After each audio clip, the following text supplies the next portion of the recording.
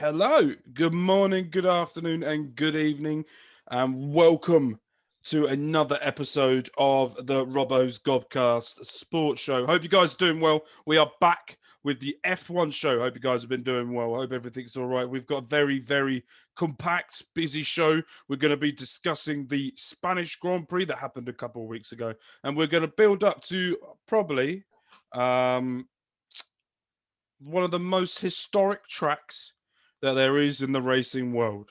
One that I think this year scuba divers will be waiting for a certain spinner. Or there might be this. We're also changing the layout of our predictions because it's getting too predictable.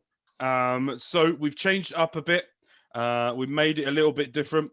So I think I've gone all in on my one. I've already done my predictions.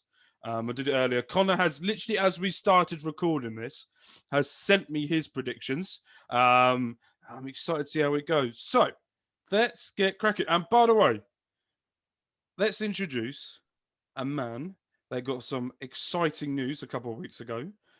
He's going to be a dad to a child of number 2. Niall, congratulations. Hello. Cheers. Thank you We very know much. what you've been up to during lockdown, then.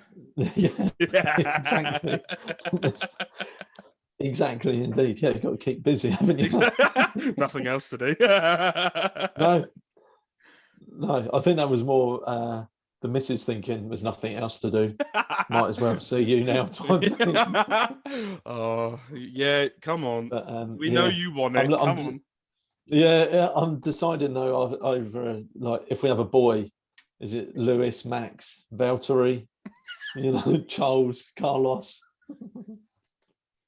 Max is in the running. I'm expecting if your child is a boy, I'm expecting the first name or a middle name to either have a Yaku or Mate in there somewhere. Yeah. I think for a boy, if we have a boy, I think Max and Nico are in the running for a boy's name. So I'll tell you a little story. So my son is called Roman. Yep. And we went to a WWE show at the O2 Arena. And my partner is a bit iffy with wrestling, but I made her go because I've got no one else to go with. So I said, "You're coming with me, we're going." And there was a wrestler that came out called Roman Reigns. Yep. Comes out, she goes, "Oh, he's quite nice, isn't he?" Went, "Oh, yeah, definitely." When yeah, do you know what?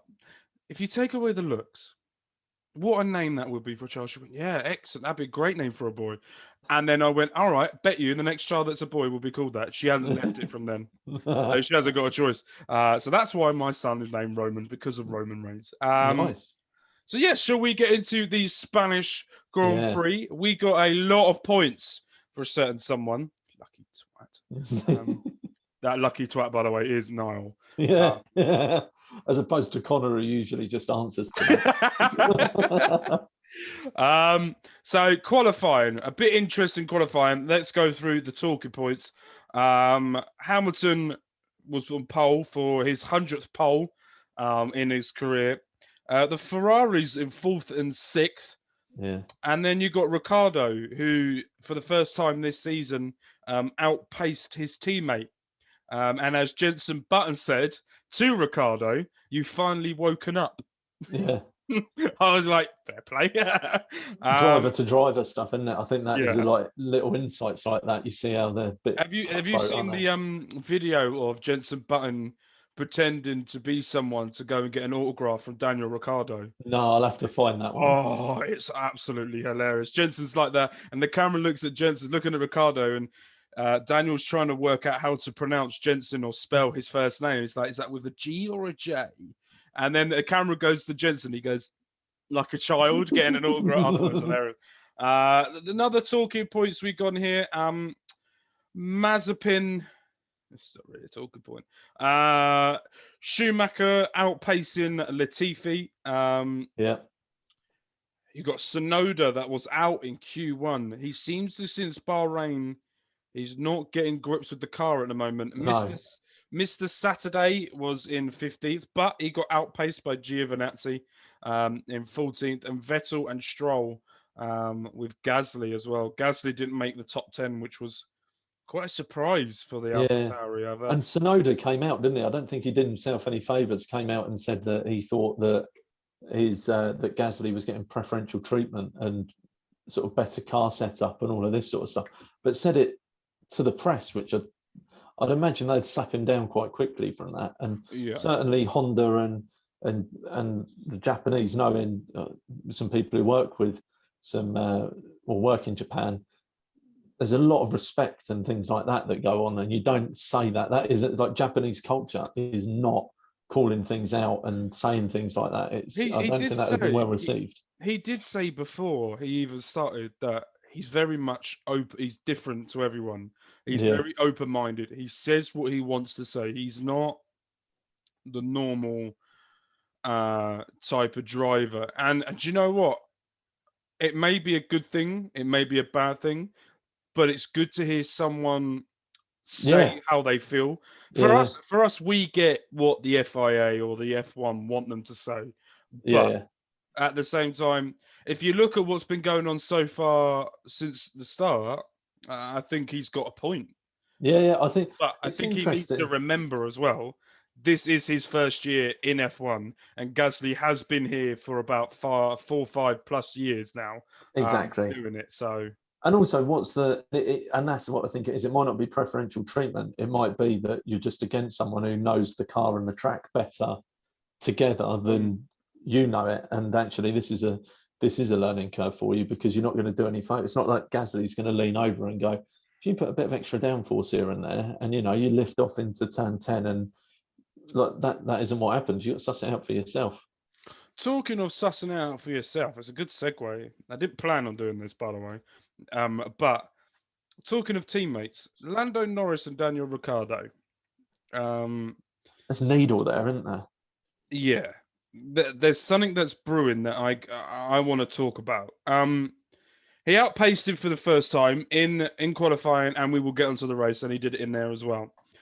According to reports that we have seen, I haven't heard him say this, but according to reports I've seen, reports asked him, how does he feel about Ricciardo being so far behind?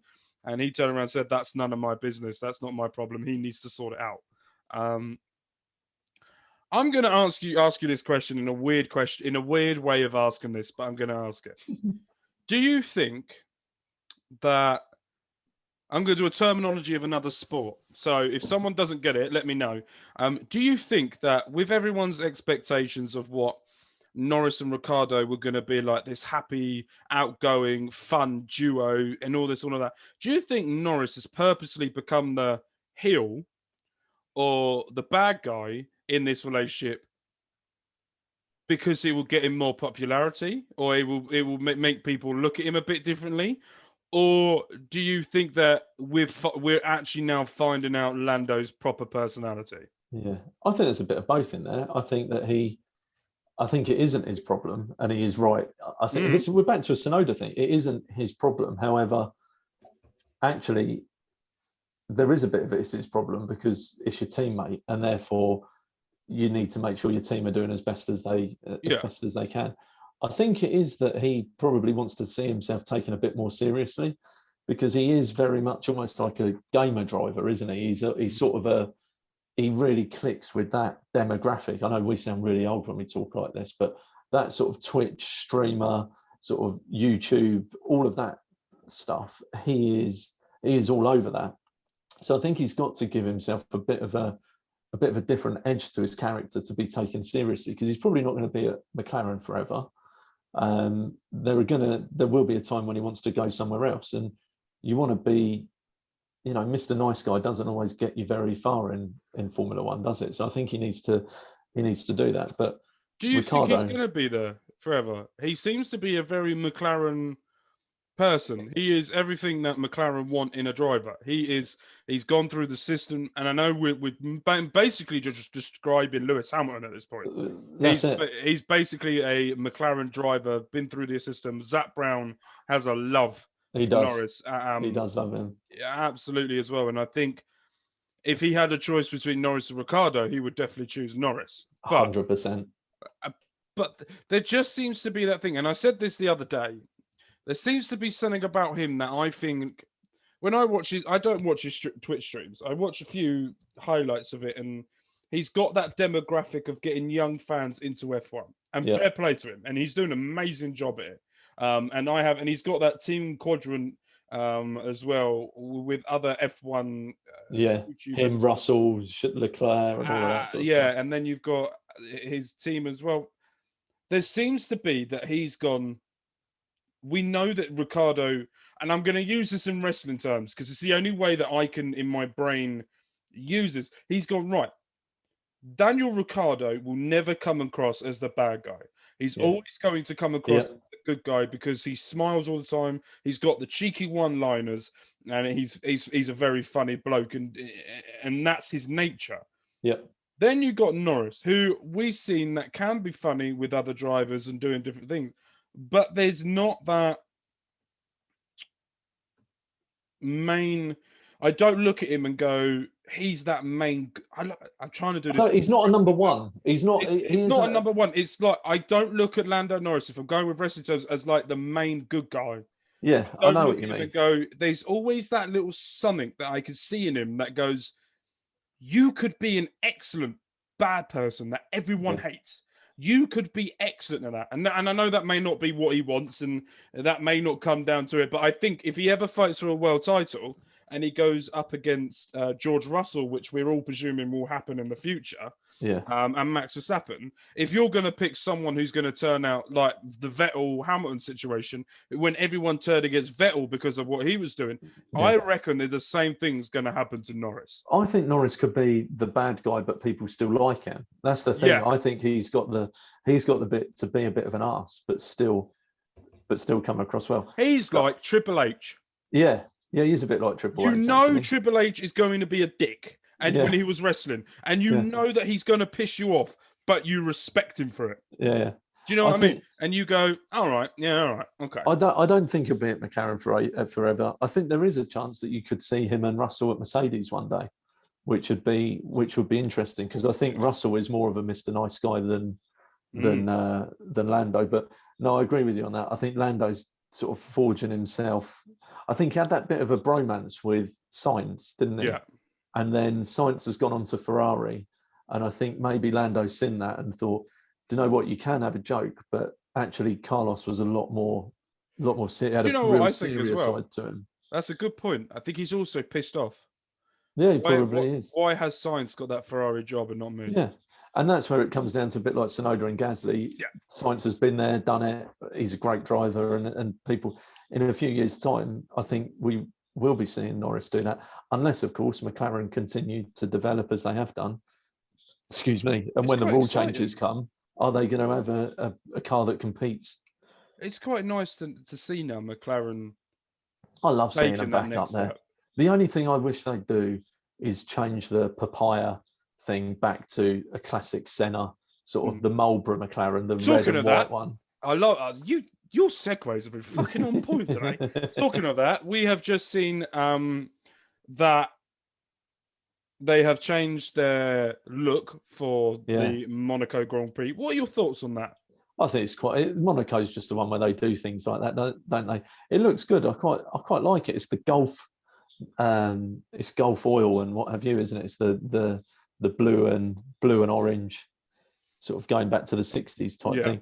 They look good, but they never look as good as the originals because they're on such a modern looking car. It doesn't do it. But yeah, it's this was a good question that I was going to ask you later on, but I'm going to ask it now. Do you think that Monaco should become the track where they go, don't care about what our car looks like most of the season, we need to make a statement? They need to, like Ferrari, bring back that certain Ferrari that they had before. McLaren bring it back. You got Mercedes bringing back certain things. Red Bull, they can't really change it because they do the same thing fucking every year. It's just a Red Bull can on a car. It's just that.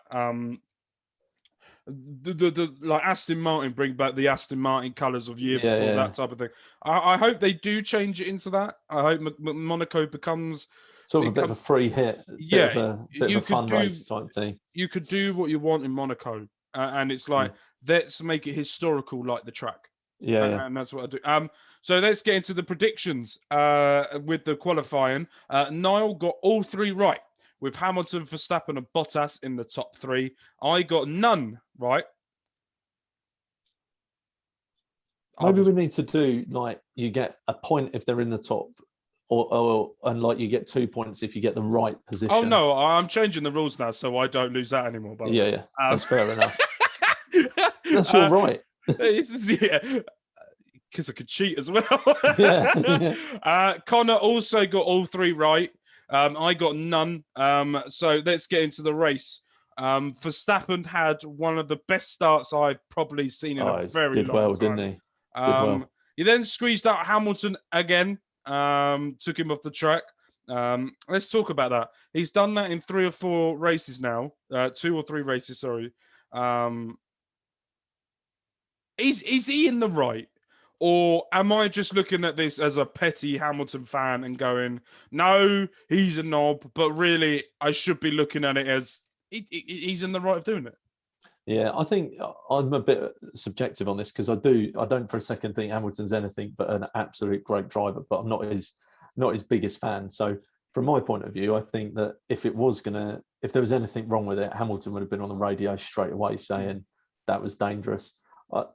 Max is just doing what he's doing. The other thing I wonder is with things like that, does Hamilton sort of let it go a bit because he knows that he knows you can do that here, but there's 65 laps to go, and I know that I'll get you and I'll pass you in one way or another. But it was a great start, wasn't it? He did well. But again, Bottas, didn't he get done by Leclerc in the first? Again, I'll tell you what, I tweeted this, and I will say one spoiler now. And I will put one spoiler out for later on from my predictions. My surprise driver of the race is Leclerc for Monaco. I have been, and I'm going to be very, very honest with this one, I have not been a massive Charles Leclerc fan. When I didn't watch Drive to Survive, I just thought he was a stuck-up, pompous twonk who just thought that he should be in Ferrari, and that's his God-given right. I then watched Drive to Survive, and especially the last season, I've gone, actually, he's actually quite a nice bloke, and I quite like him. And then he did a drive where, for about 10, 12 laps, he was ahead of Bottas, making Bottas look silly. And you look at the standings here. He finished 4th in the end. His teammate was 7th. Yeah. So he's getting more out of that Ferrari, and he's definitely going to get peripheral treatment at the moment because he's been at Ferrari longer. But both of the drivers are equal, in my opinion, of ability. What, Leclerc and Bottas? No, Leclerc and Sainz. Yeah. Leclerc and Sainz are basically, in my opinion, the same ability of each other. And they're both going to get... I think in a few years' time, them two are going to be battling it out for a world title, in my opinion. What did you think of Bottas? We saw before the race in qualifying with an interview with Toto Wolff, who they asked him the question that during some reports this week saying that Bottas might be swapped out during the season, and Toto's turned around and said that will never happen. He will not be leaving. He is here to the end of the season. We're not like Red Bull where we can swap and change drivers when we want. He's here till the end, and that's final. Do you think he's going to regret that decision? I reckon he could do, because if Bottas doesn't start pulling his weight again, they've dropped another 4 constructors' points to Max, and that's what Toto will be thinking about at the moment. He knows one of his drivers is going to win the world title, but he also knows that all the time Max is up there and Bottas isn't. I think last week or the week before when we spoke about it, I could see it happening. The bit in the cold light of day as time goes on. The only thing that makes me think it wouldn't is Mercedes are a bit more professional than that. Maybe professional is harsh to the other teams, but they're a bit more. They're more German. Yeah, a bit more. We've made this decision and we're going to stick to it. I just go by they're German. Everything's just prim, precise, proper. That's the only way that I say that. I think they'll stick with him, but I don't think that they should, unless of course he goes on a huge run of. But what was it? He was 10 seconds behind Verstappen, but then Verstappen pitted to, I think, do the fastest lap again. So he would have been further behind. He's just not getting it out of it. So then he didn't let Hamilton no, pass. this is what I was going to ask you. So there was a radio call to Bottas saying, let Hamilton through. He's got the pace. He's faster. And then he didn't let him. What did you make of that? I thought it showed that Valtteri wants to be taken, a bit like Lando Norris wants to show that he's got a mean streak in him. But equally, what was the point in holding him up? I know it must be so difficult to be a teammate and be told to pull over someone's coming through. But if you're on different strategies and the other car's faster, where's the embarrassment in that? Again, you're back to you're in a team. So that, unfortunately, for the team, first and foremost, is the team that matters. In your own crash helmet, you're thinking, I want as many world championship points as I can get. But the team only care about the team. Toto doesn't massively care who wins the race. He just wants it to be his cars 1 and 2. It's interesting because when I was watching it, and as well, then we'll talk about the safety car as well, because when the safety car came out after lap 1, Bottas was in the lead. I think Bottas was in the lead, and Verstappen was second, and Hamilton was third at that point. And he backed everyone back, but he didn't back Max back. He backed Hamilton back with Max literally just next to him. So as soon as the safety car went in, he put his teammate under more pressure than anyone else. And I was like, look, I get that you want to be world champion, and I get that. But, and someone put on Twitter, and I put on Twitter that Bottas was a bit of an idiot. And I did say, and someone come back to me and said, he wants to be world champion. Why shouldn't he fight for that? Fair argument. He goes, he should be fighting for the end. Why can't he do that? And then I went, and then I looked at him and went, that's a very fair argument, and that's a very fair point.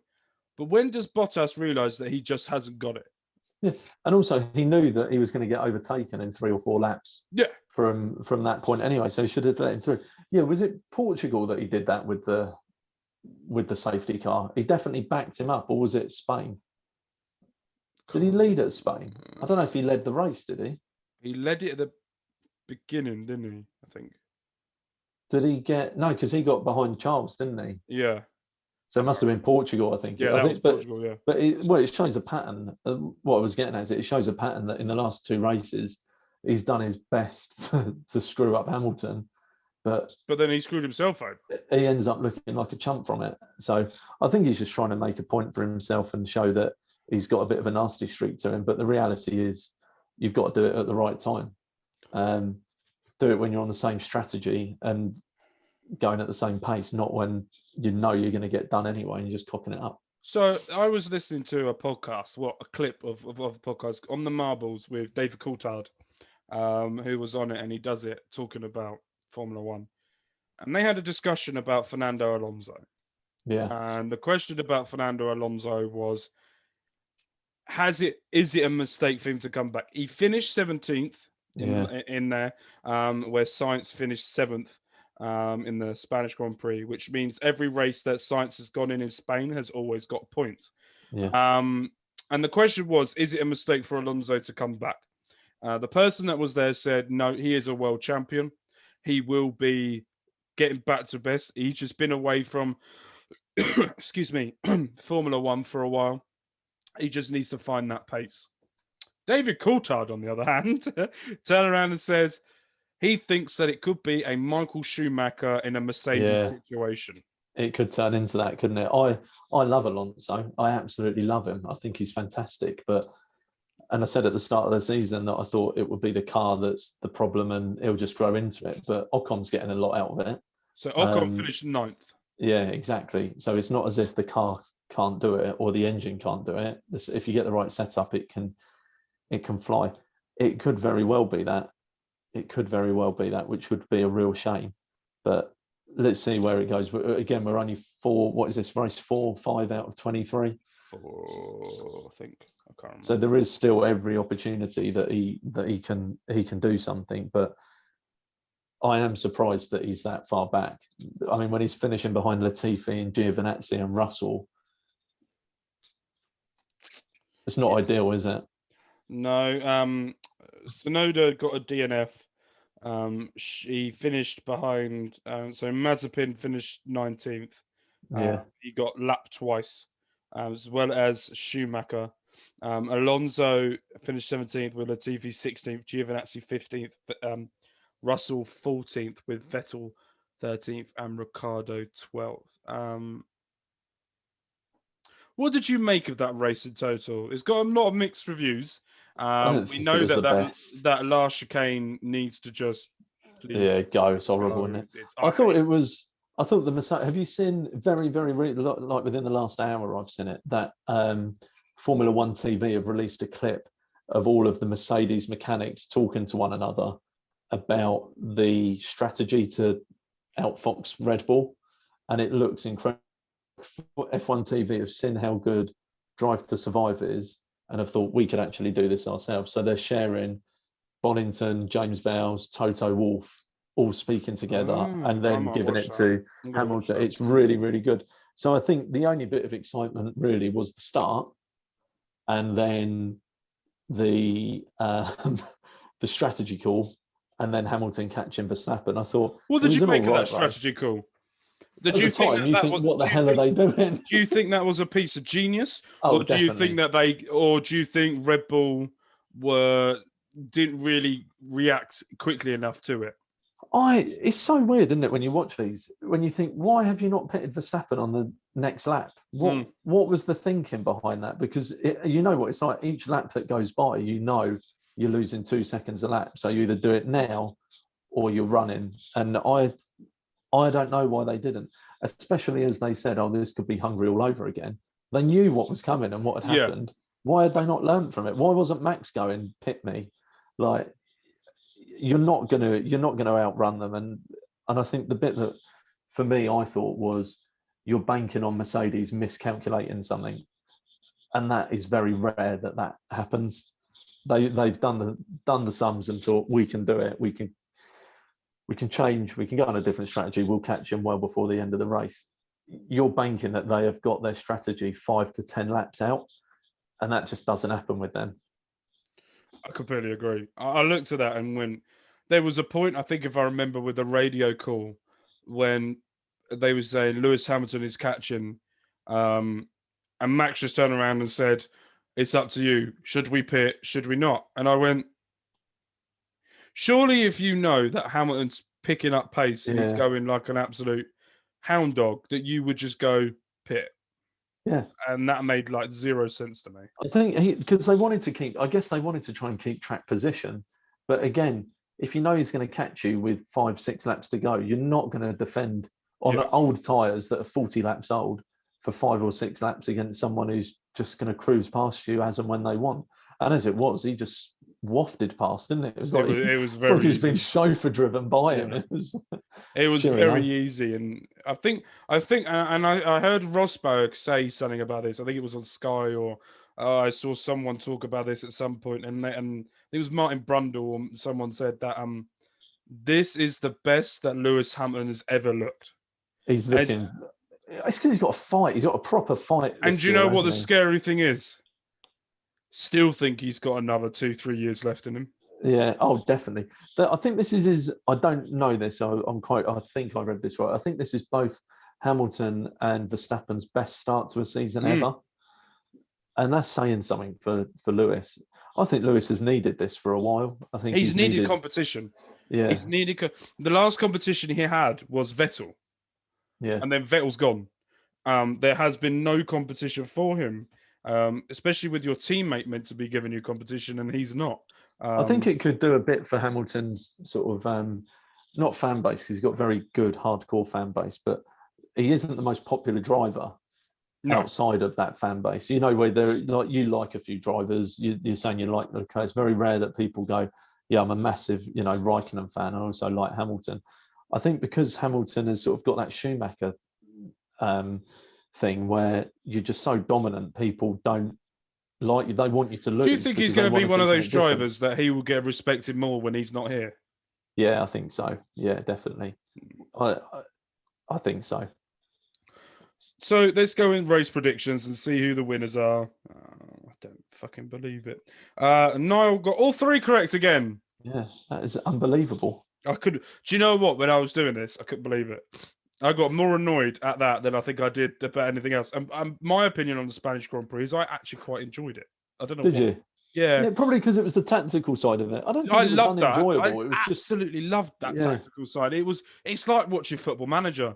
It's like, yeah, oh, early change the formation, change it yeah, up a bit. I was like, all right, fair play. So Connor got 2 right. I got 2 right. In that. So we'll go through the points. I've got the point total at the bottom. But we will get to that. Monaco's coming up. Very yeah, historical track. I'm going to ask you 2 questions about Monaco, and then we're going to go into the yeah, history of it. If I say Monaco, yeah. what does that mean to you? Uh, it means a lot of history, a lot of prestige, a lot of sort of showbiz celebrities. It's sort of the diamond in the crown, isn't it? The jewel in the crown of the races. It's the one where I don't know. As a driver, you just want to obviously win that more than anything else. As a fan, you know it's not going to be the most exciting race, but there's just something about it where it's exciting, and I think it's because it's on the street so much. It's just like nothing else, isn't it? And it's somewhere where you can go as well, which I really like about it. So yeah. The other question I have for you is what is your most iconic memory of Monaco? I think it will be. Unfortunately, I wasn't alive to see it, but it would have been Senna's debut. Well, I probably would have been alive actually. I was certainly too young to remember it. But Senna's debut, fighting in the rain and coming through, and then having I think he had the race sort of pulled from under him because of, I think, Prost. He was catching Prost, and Prost got the race called off. Didn't want to lose. But for me, it's that. It's Raikkonen's car breaking down, and then him just going to sit on a yacht and like watch the rest of the race I from saw there. that the other day. I laughed. We just got out, went on a yacht, and drunk some beers. I was like, I love this man. He's just got his overalls on still, and he's just like chilling out. Was racing a few minutes ago. I thought that was epic. But yeah, I think it's more. Yeah, I think it's just more the prestige of it for me, really. Okay, so let's build up to this weekend. Um, who do you think is going to? We know that Hamilton, Verstappen. I've already said that in my surprise, or someone who I think will come out on top of driver of the day is Charles Leclerc. Yeah, Who do you think's going to shine? We know that Riccardo, he's won more points on this track than any other track yeah. that he's been at. I'm going to go. I know we've sort of said he's having a bit of a funny time at the moment, but I'm going to go back to Sonoda because I think this is a track where it's all about qualifying, and he has shown at times that he can do all right. I know he was, what was he, 16th or something in Spain, but, and I know it's a big but, if he gets to a decent position, not going to get overtaken until pit stops anyway. I think he could do quite well this weekend, and that is a bit of a differential guess because, like you were just saying, Riccardo does very well there. I think the Clerk will do very well there as well. But as someone who's not performed well and will come out of this looking quite good, I think I'm going to go for Sonoda. Perfect. So let's What go. about yourself? So you're on Leclerc? Yeah, I think, if I remember rightly, I'm going to quickly look down. I think I've put him race-wise. I've put him in my top 3. Yeah, I've got Finish in him. the Well, I top can 3. spoil it. I've got him top 5. Yeah. So I'm become very confident in him, and also it's his home track. He lives there. Yeah. And that's him. So I feel like that adds. So let's go through the history quickly. The person who has won the most at Monaco is Senna. He's won it 6 times. In second place is joint second with Graham Hill and Michael Schumacher, winning it 5 times. Alain Prost has won it 4 times. Sterling Moss, Jackie Stewart, Nico Rosberg, and Lewis Hamilton all have 3 wins. And then if you go down to 2, you've got David Coulthard, Fernando Alonso, Mark Webber, and Sebastian Vettel. Constructors who have won the most at Monaco is McLaren. They have won here 15 times. Ferrari's second with 10. Mercedes with 8, Lotus with 7, Bugatti and Red Bull with 4, Alfa Romeo with 3, with Williams as well, and Renault have won it twice. The winners of the past 13 years, in 2006, 2007 was all done by Fernando Alonso. 2008 was Hamilton, 9 was Button, Webber was 10, Vettel was 11, Vettel was 11, Webber was 12. Rosberg won it in 2013, 14, and 15. Lewis Hamilton won it in 2016. Vettel won it in 2017. Riccardo in 2018 and Lewis Hamilton in 2019. As we know, it's been 2 years because of the COVID when no one has been doing the Monaco track. Let's get into the predictions that we did as well. No, the surprise of the race that was voted by you guys at home. It was down from Sainz, Russell, and Riccardo. On TikTok, Riccardo got 63% of the vote. Sainz got 38. And because you can't put 3 people, excuse me, I told people to comment. Excuse me. I told people to comment for Russell. There was one comment out of 25 for Sainz. On Twitter, we had 57% of the vote went to Daniel Ricciardo. 33% went for George Russell. 10% went for Carlos Sainz. I'm actually quite shocked at that. I thought Sainz and Russell would have been the other way around. Yeah, I think so too. But so points total. So there's someone running away with it at the moment, and someone's caught up, and I'm slightly fucked. So in last place, after him having -2 points, is Connor on 7. Second place is me with 13. In first place on 16 points God. is Niall. Right. So what I'm going to do is quickly just going to take my phone off charge for 2 seconds. I'm going to write down what Connor said, and I'm going to read it out loud as well at the same time, so you guys know. Well, not good. Well, I'm going to do the normal separate way of doing it. So let me just find where Connor is. There's Niall. Here we go, Connor. So Connor qualifying. There's my phone stand. Hold on. I could do this more efficient without being an idiot. Qualifying, he's gone for Hamilton first. Don't you lock the screen without me telling you. Second, he has gone for Verstappen. Third, he has gone for Bottas.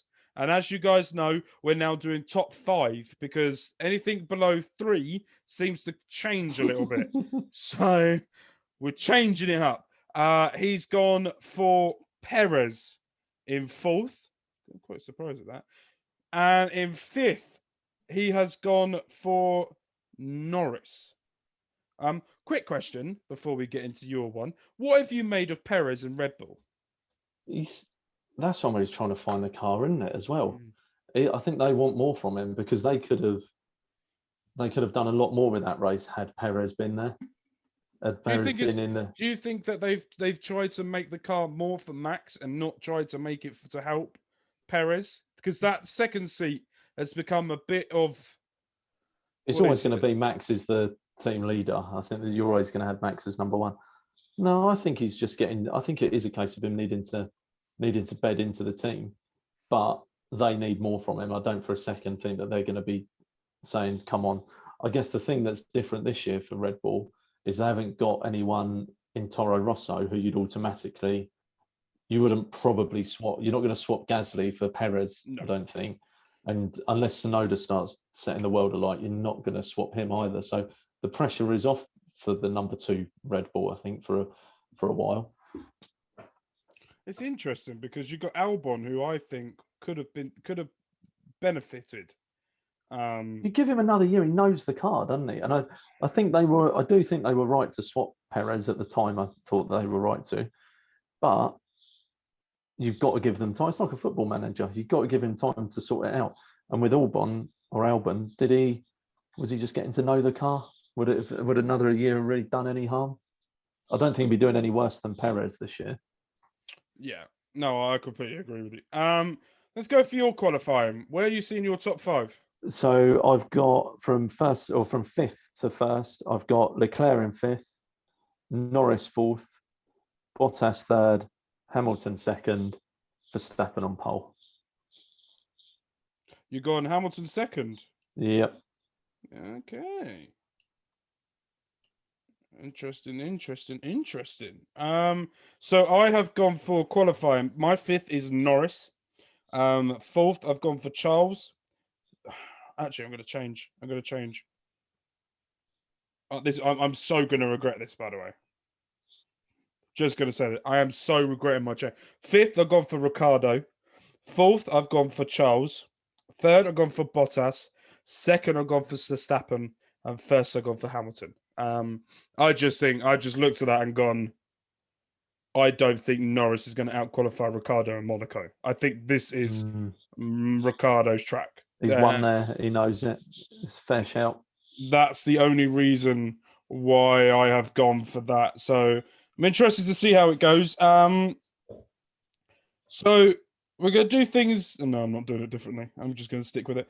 Race. I'm going to go with race. Positions, Connor. I'm going to go with Connor because he's already sent his in. He has gone for Hamilton to win the Monaco Grand Prix, with Verstappen 2nd, Bottas 3rd, Norris 4th, and Leclerc 5th. And I'm also going to say now, his surprise of the race is Daniel Ricciardo. And he hasn't even put him in his top 5. Moving on. Yeah, I might ban him for that. But we'll see. Niall, what's your top 5? So I've gone pretty much the same as qualifying, but Norris to get on the podium. So I've gone Leclerc 5th, Bottas 4th, Norris 3rd, Hamilton 2nd, Verstappen 1st. I reckon where we're saying around what the Grand Prix means and what the Monaco Grand Prix is like, I think he's having a decent season, Norris. A podium in Monaco would, I just think it's a little bit of a storyline. It's probably the romantic in me going for that.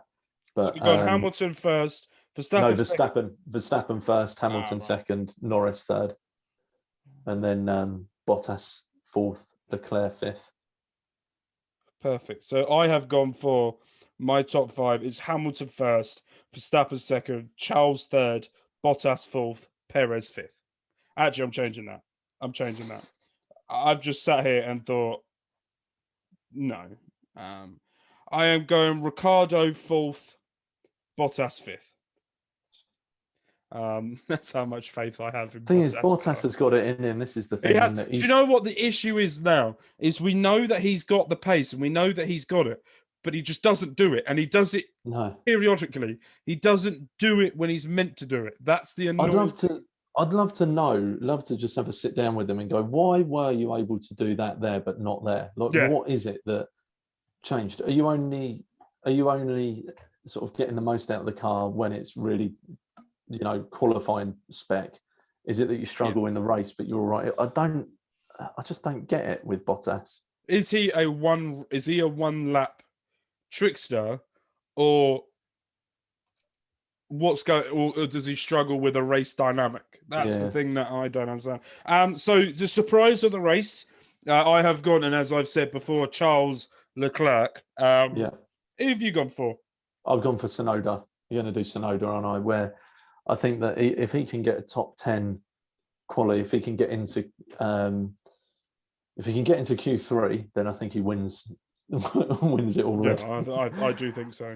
But if he gets high up and is pushing Q2, then I think from a race point of view, he should be able to hold on to that. And I think that would be a decent return for him. Do you know what? The thing is that I reckon with it being his first race in a Formula One car there, I can see him just crashing. Yeah, no, I completely agree with you. I'm going to see, is there any odds on for Mazepin to end up in the river? By the way, there has been someone that has ended up in the river during a Monaco race. It's only ever happened once, and it was in 1960 something, I think it was. And the person that was in it was able to get out and swim away. So I want to know if Sky Bet have done it. But We seem to be talking about him regularly. He's just, I don't get it. I'm back to the thing of he's just paid an inordinate amount of money to drive that car, but he's offering nothing. It's almost like he needs to go back to F2 and just sort of get his eye back in and go when he's ready, not when he's got the money to say he's ready. Do you think? I don't know. We spoke about it several times, and we've gone over this, and I just don't know what's going to happen, or what will happen to a point where Haas go, we can't do this anymore. Well, again, in Drive to Survive, you see Gene Haas and Gunther Steiner talking at length, and they want to do well. And I think there will become a point where they both go, we're looking like pricks again. Do we want to continue doing this, or should we get someone in from F2, or do you think that they're just going to use that money that they got for Mazepin for a year to build a really good car for next year, and then potentially, but he's not showing it. He's just not showing anything that makes you think he could, even if he was out qualifying Schumacher every now and then, you could go, well, he's got a bit of pace, but he's not getting close to him. He also doesn't seem to have any love around the grid either. With Mick Schumacher, he's got a really good friendship by the looks of things with Sebastian Vettel, and he's got good friendships with other people. And there was a video that Haas F1 put up, or F1 did, after the Spanish Grand Prix, where after Mick did all of the press and the media, he went back to his garage and said thank you to every single person that was in his garage that were helping with the car, moving things, doing anything. And he seemed to be very much a team man. Just part of it. I was going to say, I'm just trying to see if I can find who it was. But didn't someone slate Mazepin on the radio again? Yeah, Charles Leclerc. Was it? Yeah. What did he say? Oh, Mazepin doing himself again. Or he's not helping himself. He bashed him. He'll never change. Yeah. Yeah, and that is, I mean, as you were just saying about Leclerc being a nice guy and coming into it, I think that is a good insight. And if he's thinking that, I can't imagine there aren't any other drivers who are thinking that. Yeah, the two came close to colliding on the exit of one of the turns. Leclerc came over the radio and sarcastically said to his engineer, "Man, he'll never change." Yeah. You've got someone who's a future world champion in the right car saying that about you. You've got to take a look at yourself and go, I mean, he's never going to go, I'm not going to drive anymore, but you've got to do something, haven't you? Something needs to happen, and I hope they find a way of resolving it all and help each other and have the money that they can build a good car. We want to see more competition from the top to bottom. We don't want to see a team floundering. So, yeah. Right, that's it. Thank you guys ever so much, Niall. Thank you ever so much for coming on. No, thank you. We will hopefully see you guys next week for a review of the Monaco Grand Prix. I'm excited to see all the starlights, the glamour, and everything that goes into it. As much as I can, COVID related. Fans are getting back into stadiums over here in the UK. It's actually nice to hear a celebration that's not piped in anymore, and it's good to see some fans get back in. The Turkish Grand Prix has no more. They are now replacing that with another weekend of the Austrian Grand Prix due to COVID being a bit of an effect over there in Turkey. So my thoughts go out to everyone in Turkey. I hope you all get it sorted as well, of any other country as well that's going on. So yes, thank you guys ever so much for coming on. We will see you guys very, very soon. And all love and all care. And I forgot to click my mouse, so I'm near the thing to end it. Bye!